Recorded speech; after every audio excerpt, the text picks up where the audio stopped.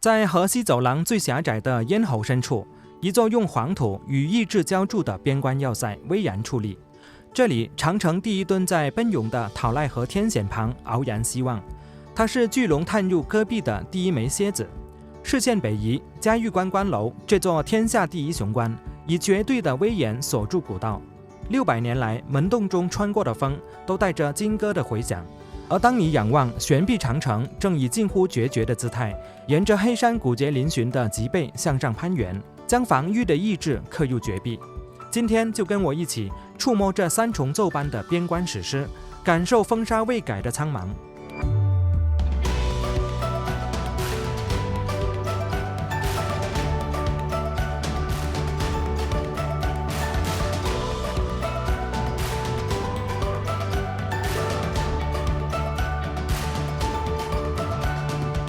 离开张掖高台县的骆驼城，我就驾车来到嘉峪关市，距离147公里，需要1个小时37分。来到已经是晚上8点钟了，我就在营地里休息了一晚。我现在是来到嘉峪关了，今天要游览3个地方：第一个长城第一墩，第二个是嘉峪关的关楼，第三个黑山悬壁长城。这3个地方其实是同一个景点，只不过它们分别是相隔了好几公里。那么今天呢，我们就从最南边的长城第一墩开始。长城第一墩北门景区的入口呢是在这边，现在买票进去。买完票了，现在坐观光车进去。这个观光车来回12块钱，走嘞。这边还有骆驼骑，骑一次要100块钱呢。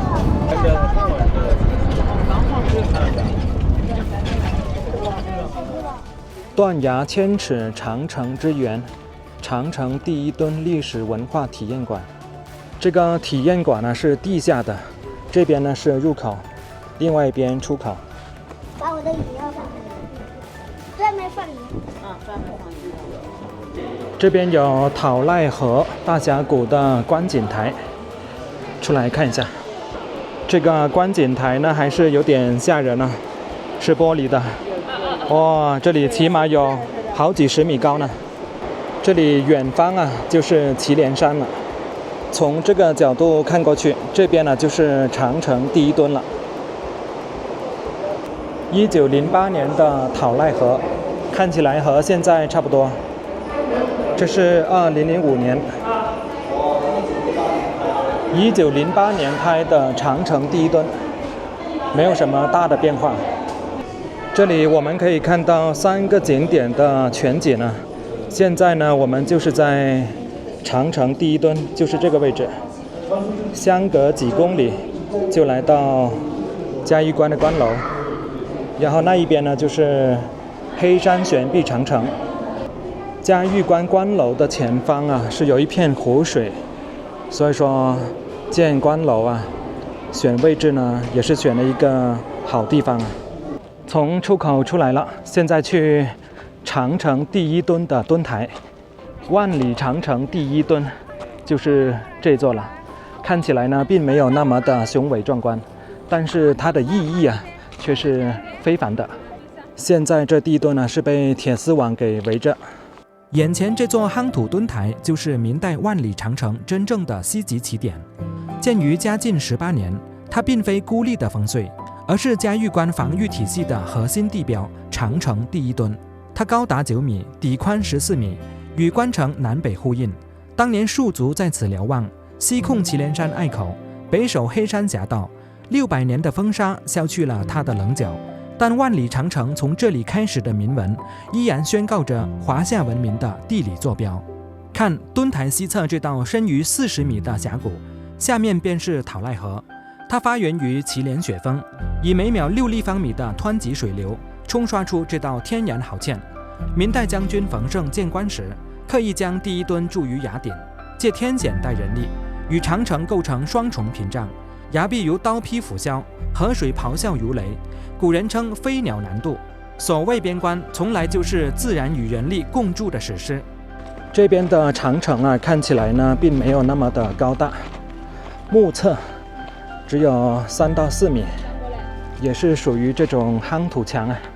现在这一边呢是属于关内，现在呢就出来关外了。从这里看过去啊，明显呢是塌掉了很多了。其实万里长城的前方啊，还有一道壕堑，也就是说敌人在攻城墙之前呢，还要先越过这道壕堑。不过现在这个壕堑呢，大部分呢都已经是被泥土给掩埋了，只留下了这一段。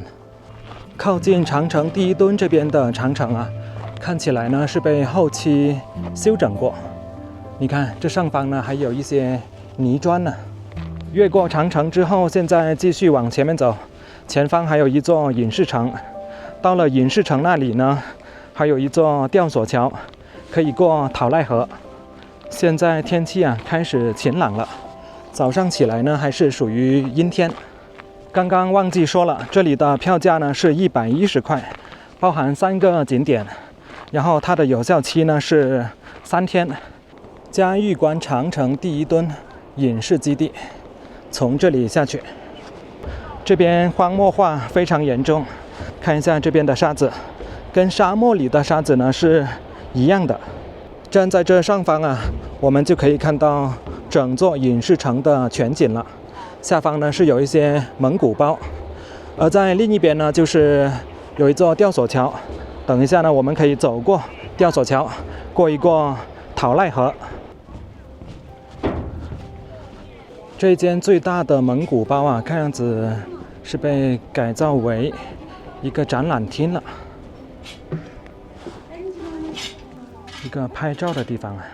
醉卧沙场，这里还是摆放了很多道具，像这个是永乐年间的大炮。登上这个点将台来看一下，古代的将军就是站在这里发号施令。看完了隐士城，现在过吊桥，对面还有一座建筑，叫做讨赖客栈。这座桥好窄哎，走在上方呢是摇摇晃晃。它这个吊索啊是单条吊索啊，一分为2。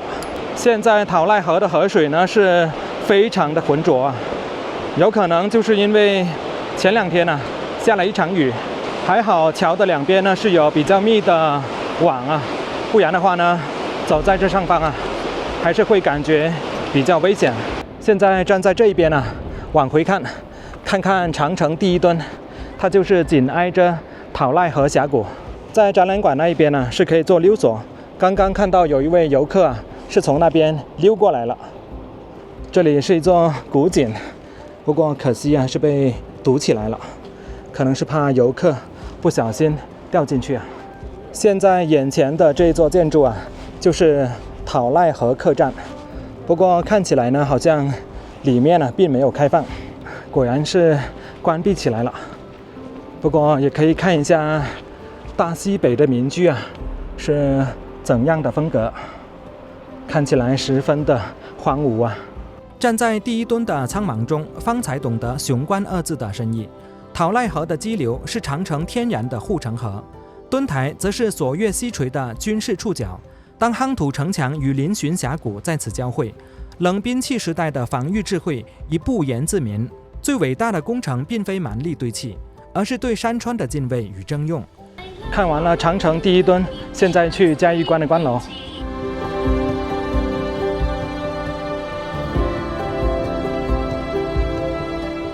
坐观光车进来了，天下第一雄关嘉峪关。这里是河西走廊的咽喉锁钥，丝绸之路的生死命门。天下第一雄关嘉峪关，南移祁连千雪峰，北走黑山万里沙。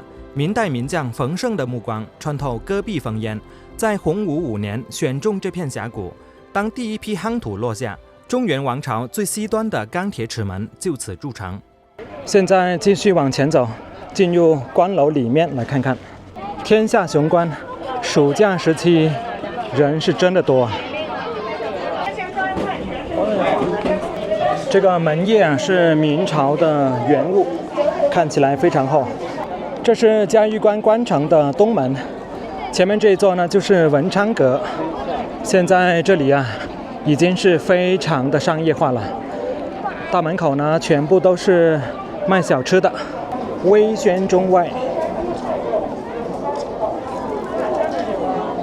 文昌阁过来之后呢，这边呢就是关帝庙了。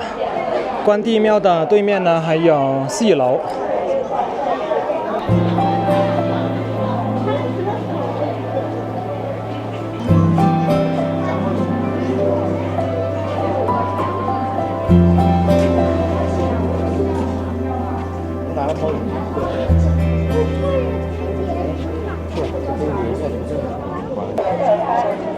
从戏台这边过来之后呢，这一边呢才是进入关城的瓮城。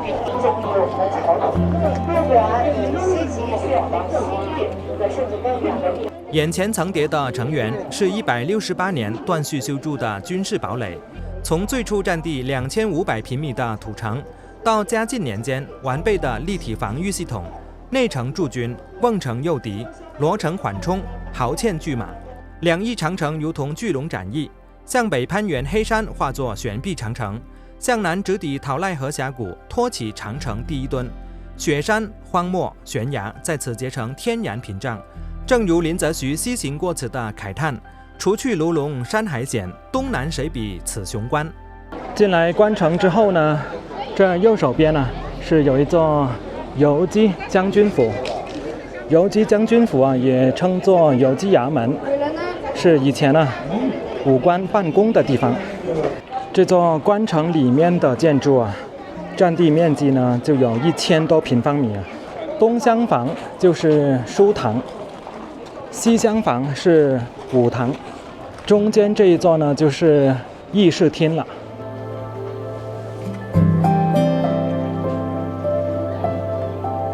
相信这后面呢就是将军住的地方了。这一间是书房，这一间就是卧室。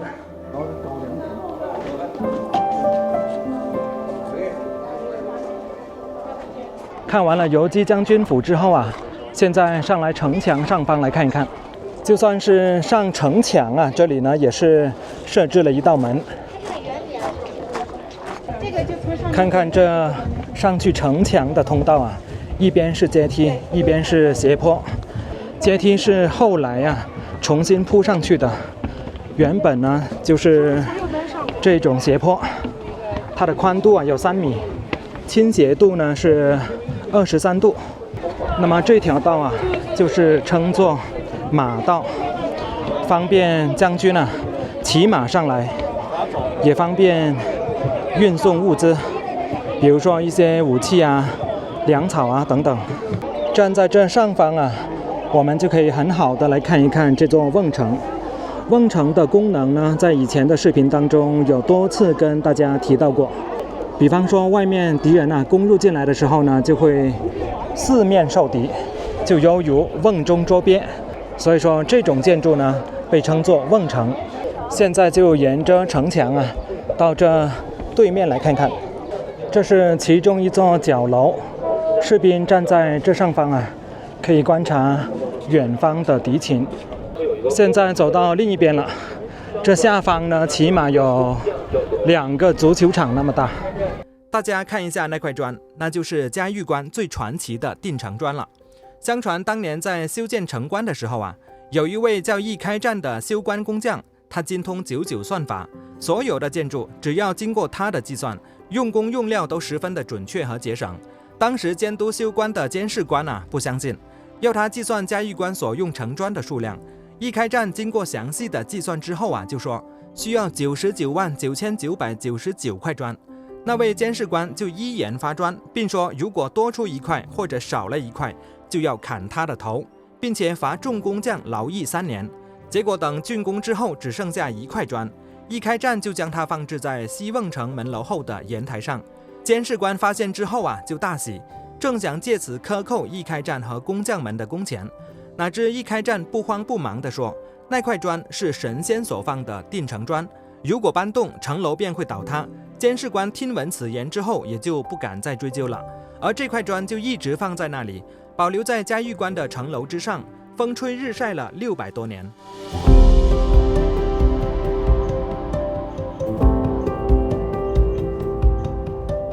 柔远与光化2座城门，正是明王朝治理边疆的智慧体现。西门柔远，宣示着对关外民族的怀柔之策。其迹以德化远，安定边疆。东门光化，其名蕴含祥瑞，旭日东升，锐气普照大地，既象征国运昌隆。一旁的游击将军府曾是指挥79里防线上36座烽燧的中枢，而持关照者方能通行。今日我们口中关照的秦夷之意，正源于此道生死攸关的通关凭证。站在关楼之巅，待便室中烟笼家喻必调摇的苍茫扑面而来。向西望，当年西域使臣须在此燕蝶入关，玉门关因他而废。向东看，中原文明经此涌向瀚海。嘉靖皇帝不会想到，他好巨资加固的连垂锁月，最终成了农耕文明与游牧文明的分界碑。巴丹吉林沙漠与祁连天险让骑兵望而却步，唯有关前这条古道维系着茶马互市的微弱呼吸。残阳给夯土城墙镀上血色，遥想戍卒在此面对的是天上无飞鸟，地上不长草的绝境。寒夜见楼望月，听得见讨赖河在峡谷咆哮，看得见黑山墩台狼烟骤起。但正是这严酷淬炼出冷兵器时代最精密的防御机器，每一块砖都承担着国家命运，每道门都是生死界限。当最后一对骆驼商帮消失在清光绪年间的暮色里，嘉峪关终遇下河西保障之咽喉的重担。但冯胜选址的军事眼光，一开战计算的建筑奇迹，林则徐诗中的边关豪情，仍在风沙中诉说。真正的雄关从不在砖石垒砌的高度，而在文明守望的厚度。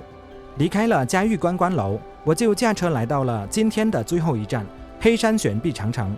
到了黑山悬臂长城这里了，这个停车场呢是相对来说比较小，但是今天的游客比较多。刚刚我从入口处开车进来的时候呢，都差一点错不开车。到了景区入口了。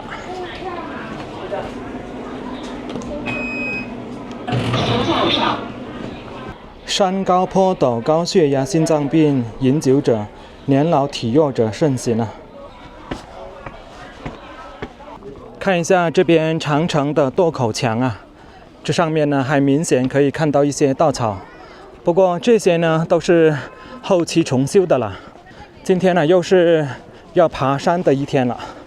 那么这里的游览路线呢，就是从长城这边登到山顶，然后从那一边下来，也就是有骆驼的这个地方。这座山为什么叫做黑山呢？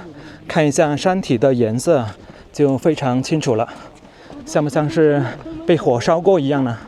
这里的长城没有想象中那么的宽大，中间最多呢就是可以容纳2个人并排行走，一边呢是垛口墙，一边呢是比较低矮的城墙了，大概高度50公分。而脚下的阶梯呢，就是属于这种比较大块的砖了，看起来呢也像是明朝的砖了。其实嘉峪关关楼南北两边的长城素有明墙暗壁之称。明墙比较好理解，就是高出地面的城墙。那么暗壁又怎么理解呢？大家看一看这一段长城，它是被镶嵌在山体的里面，所以被称作暗壁。终于快到山顶了，长城上来上面这一段相对来说比较工整过了前面这个墩台之后呢，后面还有一个墩台。哇，这里好窄，里面好凉快。好多90多这个阶梯又陡又窄，而且比较容易碰头。哇！上了够了，不要，上来了，这上面好多人。你们感觉不到底来了？到上面那个墩台之后呢，就是最高峰了，然后就开始往下面走。来到这边呢，又变成这种泥砖了，没有刚刚那一段那么工整最后一点点了，冲刺，马上就到顶峰了。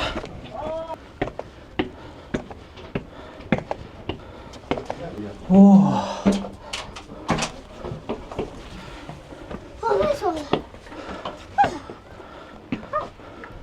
长城的最顶峰，并不是山的最顶峰啊！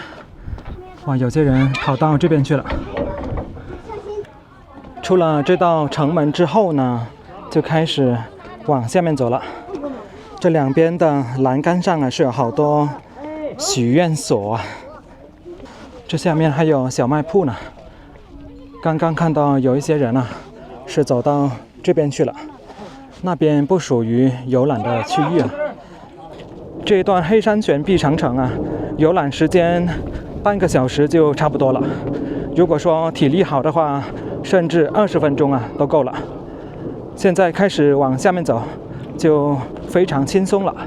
嘉峪关这3处关键据点，牢牢锁住了明朝最西边的边境。长城第一墩靠着陶赖河天然的深谷当城墙，省下了人力。关楼用内外2城加3道瓮城的精巧设计控制要道。柔远、光化2座城门的名字，藏着治理边疆的智慧。悬臂长城直接修在黑山75度的陡坡上，把天险变防线。600年风吹日晒，它的关键作用始终没变。祁连山的雪水是护城河，巴丹吉林沙漠是天然的屏障，这里始终是西域进贡的必经之路，保卫河西走廊的咽喉。当年冯胜将军借地形建关塞的谋略，在第一墩与峡谷的完美配合中看得清清楚楚。也正因如此，更西边的玉门关才被废弃。如今西瓮城的岩台上，那块定城砖尽悬如初，嘉靖工匠的毫厘匠心在此凝固成建筑史上的标点。柔远门前蜿蜒的车辙已踏进10古千年。当年持关照通关的驼铃，似仍在峡谷间流转。林则徐那句东南谁比此雄关的断言，终在祁连雪峰与黑山戈壁间找到了注脚。当陶赖河的激流撞上第一墩的夯土，当悬臂长城在陡急上咬住岩层，当柔远门3字仍昭示怀有远方的胸襟，这砖石与山川共筑的史诗，从未随600载风沙褪色，它只是从烽火台走进了史册，从戍卒剑囊落入了我们的眼眸。